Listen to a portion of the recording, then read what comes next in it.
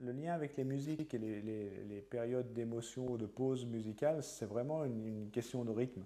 C'est-à-dire que c'est un film qui est dense, il y a énormément d'informations, il y a beaucoup de choses, on le sait.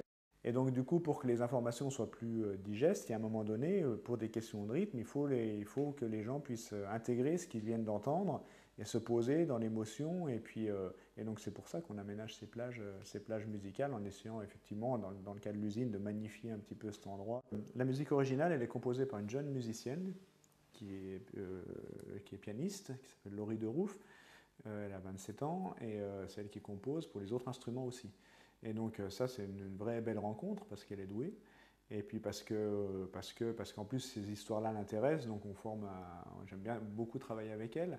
Et on travaille tout simplement en montant des séquences avec des musiques tests, un petit peu comme ça, et on lui dit, bah, tiens, sur telle émotion, enfin sur telle séquence, il faudrait telle émotion, ou quelque chose de plus gai, plus mélodieux, plus...